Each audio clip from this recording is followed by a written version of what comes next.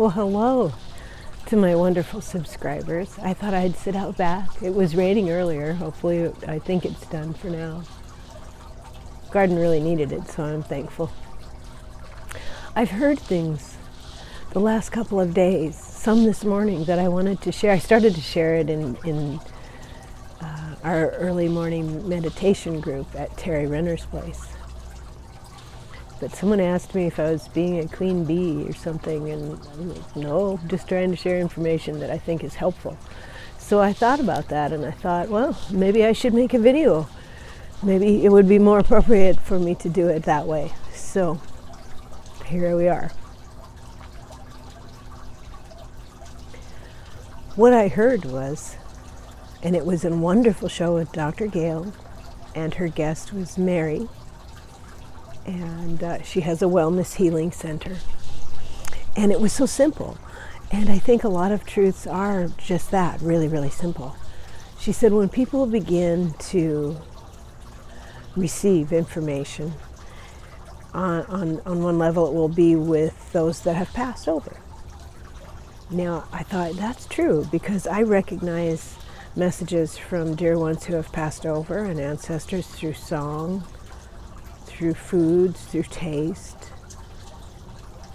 Most often it's through song, but I'll get messages from something I'm watching on TV and something someone says, something I see, a song I hear, a food I remember, things like that. And I'll put those pieces together and realize that I'm receiving a message.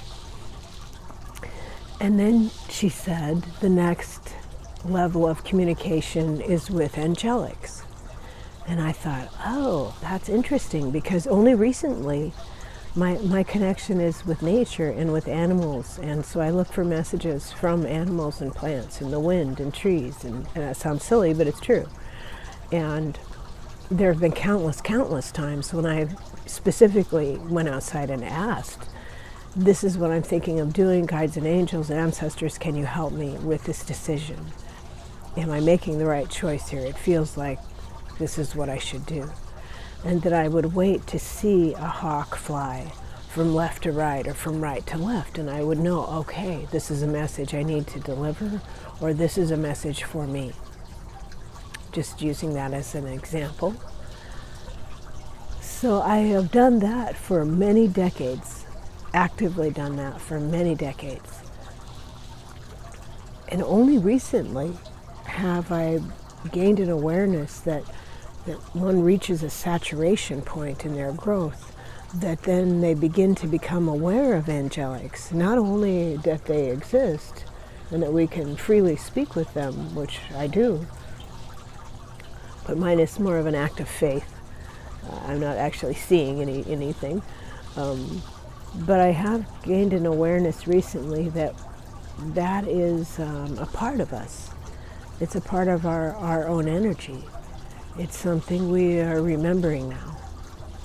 And that's why the awareness is coming back to us. When we reach a saturation level of acceptance, I guess that would be the best way to say that. So when she said that, all of that came into play. All those flavors came together. And I thought, oh, that is true. I recognize that as true. And then she said, I think it might have been Dr. Gail at this point, who said that the next level of communication is with galactics. And you know, I have wondered, I have heard others, Diane G., Diana Bowles, White Dragon, Paul, and others, Terry, Allie maybe, have said that they have received messages from galactic. And I have felt galactic energies, but I certainly haven't been in communication that I'm aware of. I get knowings, but that's not exactly communication. So when that was shared with me, I immediately wanted to share it with others because I thought, yay, that's affirming, that's encouraging.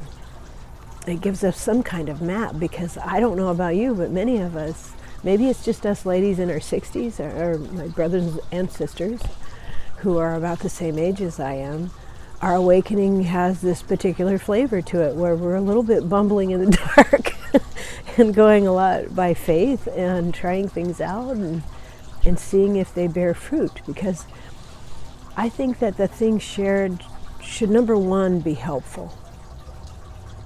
Always. It's that simple. The things to share should be helpful and encouraging. And often they're just simple things. So those were things I wanted to share.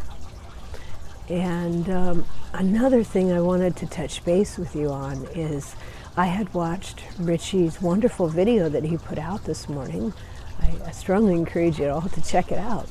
And I left a comment immediately. I saw it right away, and my comment disappeared. It might be under review, I'm not sure. But he was discussing an example of judgment. And it brought to mind, he was speaking, I briefly will paraphrase, and forgive me if I make mistakes, dear Richie, but that within our wonderful and loving community, there's still a lot of judgment. And there's some snark that goes on. And he was wondering about that. And it reminded me strongly of that book remember that book I kept talking about like a year ago? No Bad Parts by Richard Schwartz. And there is a type of counseling called IFS, Internal Family Systems Counseling, which I have not done. I have been in counseling. I was in counseling for a very long time, and it helped me enormously. I think everybody should go to counseling. It's a really good idea. But this particular model wasn't known to me until recently.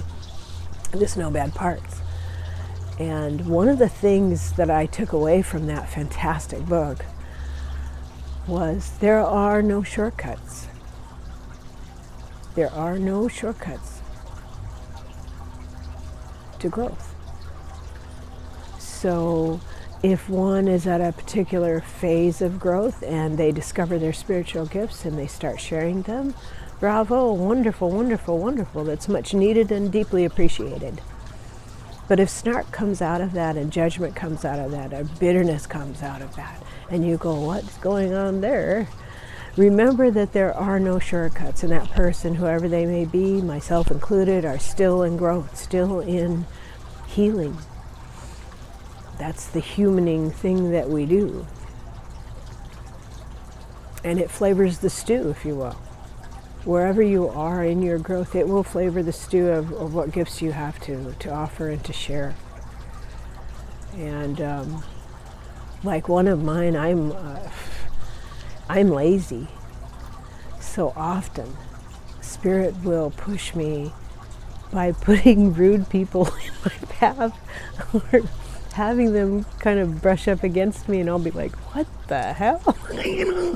Like, that's obnoxious. And the irritation with that will be like, well, wait a minute, I don't want someone else to be treated that way. I don't want them to misunderstand or get their feelings hurt or feel left out. And so I'm going to make it my business to make sure and share this information in a way that's just two friends talking. And while I'm laughing at myself, I see the wisdom of Spirit and saying, you know, that Annie Bear, she will just stay in her comfort zone unless we push her a bit. And we will push her in many ways until she responds and shares. So I own that. I own my tendency to be lazy and to want to stay in my comfort zone. And I have a big fear of looking foolish. You know, I keep ordering crystals to give me more confidence so that I can share more, and I'm gonna end up with a big giant heap of crystals. You and I will be visiting over a mountain, and I'll be peeking over this big pile. You know, and like today I have wonderful kyanite, blue kyanite, blue sodalite. Isn't that gorgeous? This one was gifted to me by Kelly. This is really awesome. This is tree agate. This was once tree. Isn't that amazing? I absolutely love that. And let's see what's in my other pocket that I will share with you. These are the the natural friends. And that's why, when I was talking about feeling so connected to the natural world and that connection with the angelics, what clued me into that is Rosie, because dogs are from the angelics. Green calcite, which I love, and this is beautiful rhodochrosite.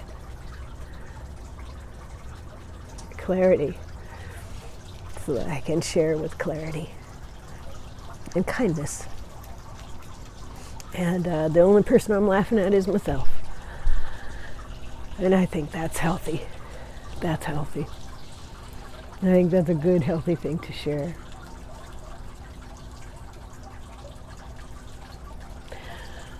But getting back to the level of communication with the natural world and how that led me to feel the angelics, because now I call upon, as I've shared with you before, I call upon Archangel Raphael, Archangel Michael, Archangel Gabriel, Archangel Uriel, Archangel Sanfilon, Archangel Metatron, who I call Uncle, with Mother Mary.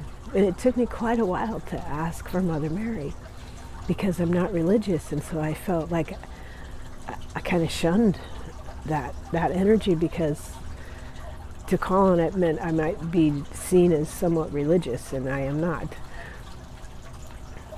But what changed my mind about that is I am a mother and a grandmother,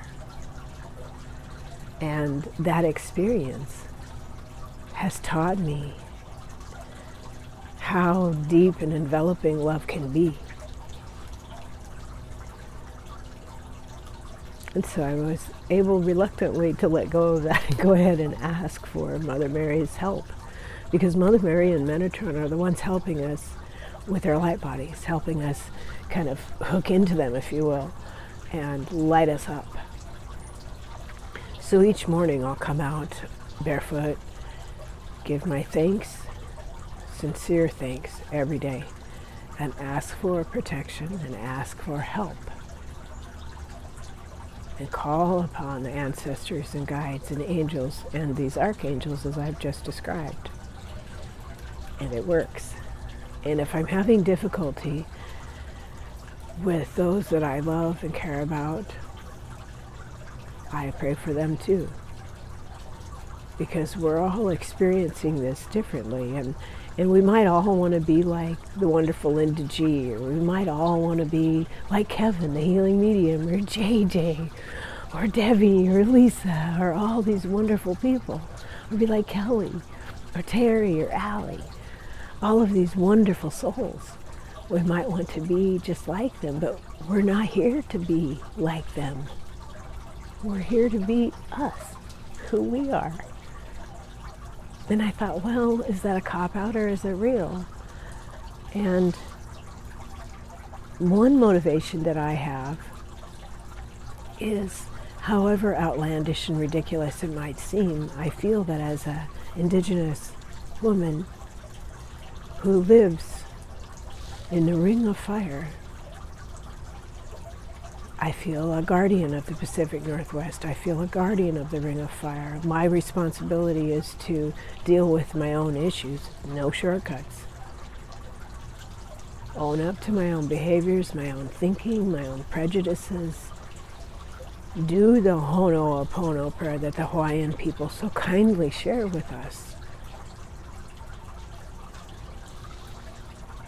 And do my work. Do that inner work. Find my joy. Share it. Share whatever beautiful tidbits of truth that I find along the way, and share that with you. That is me doing my work. And I think that as we do this, all of us, each in our own way, in our own day-to-day lives, I think it has a profound effect upon the Ring of Fire. We want rumblings in the Ring of Fire. We want small seismic movements. It's healthy. It's when it all goes quiet that we need to be really nervous, because Mother will make the adjustments she needs to make. And I am a puny human, but I can do my part. I am not given more than I can handle. And either are you. So I wanted to talk with you about this and share the encouragement and the humility and the laughter of how silly it is to be humaning right now. And we try so hard, and sometimes when I'm trying so hard, I'm just kind of having to get out of my own way. So if you feel that way sometimes, you are not alone. And please know that I really appreciate you so much. I'm having tea this morning. I love this cup. Reminds me of Beatrix Potter. It's her art, and I found her so inspiring. There's inspiration everywhere.